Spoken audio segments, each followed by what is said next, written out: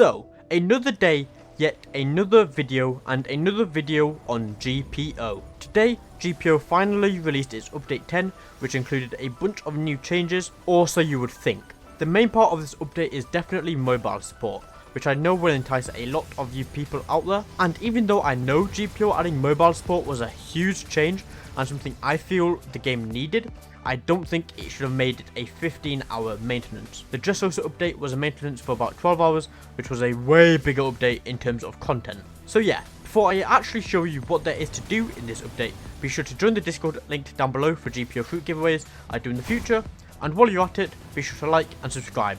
Now, with all that standard YouTube stuff out of the way, let's get straight into the video. To start off, let's just say, just like the Dressrosa update, the main thing us endgame players do in this update is play Waiting Simulator. What I mean by that is you basically just sit around doing nothing for at least an hour.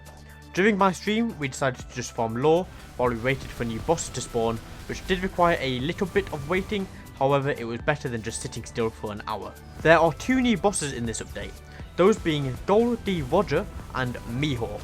These are both sea events which spawn every so often, but you also change the way Soul King works to better fit in with these two bosses. So, Soul King spawns every hour, Roger spawns every hour and a half, and Mihawk spawns every 2 hours. These are based off real time, so say for example if it's 2 PM for you, then Mihawk should spawn in whatever server you are in. This to me is no way to add the main content for us endgame players, where we just sit around waiting for a boss to spawn, we kill it, with little to no effort at all, and have a chance at getting a crazy rare drop like a 0.5% item. Now, at the time of making this video, there is currently no confirmation on what the drop rates are.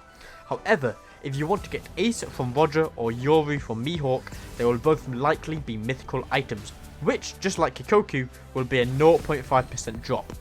Each boss can obviously drop their own outfits as well, but compared to the weapons, they are quite mediocre in comparison. Ever since they seem to be the same pattern Foyu has used since Dressrosa, it felt like Foyu just added these wait times between bosses to farm that money and farm those premium payouts. This is just my opinion at least. Another thing that was added was a new fighting style, basically Rokushiki V2. I currently have no gameplay of this, and to be honest I don't plan it as it doesn't actually look that good in my opinion. And it requires Soul King guitar in order to unlock, which is a bit of a strange requirement and something I don't have. Now the last main thing I want to focus on is a bunch of smaller changes, which was definitely catered more towards the childish Blox Fruits players. First off, the UI drastically changed into a more childish UI that looks like it was literally drawn in Microsoft Paint. I personally prefer the old UI, but it is just UI at the end of the day and there's nothing to cry about. The next thing is a lot of changes have been made in First Sea, as that is where all new mobile players will spawn for the first time. These changes mainly include nerfs to an NPC's HP. These also include bosses such as Axe and Logan, and even making Axe and Logan's quest reward a katana after completion. Even some bosses in Second Sea that I fought in this update felt a lot more squishy this time around and could be beaten a lot easier.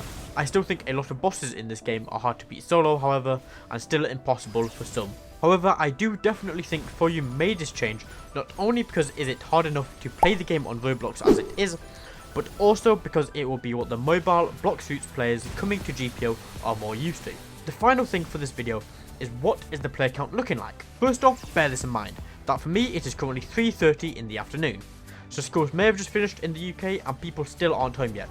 Plus, also other time zones like people in the Eastern time zone would be 5 hours behind, so they will still be in school. I have no doubt that later on in the day there will be a definite spike in players, however at the minute the game is sitting at about 26,000 players, which is definitely not bad, and I'm sure most devs would be happy with that number. However, I have seen GPO get way more. Anyways, that is it for this video. Let me know in the comments, is this update a W or an L? I personally think it's quite a bad update, but it's definitely good if you are a mobile player. Be sure to like and subscribe, and be sure to stay tuned for more upcoming GPO Update 10 live streams, videos and giveaways in the future. And I will see you guys later.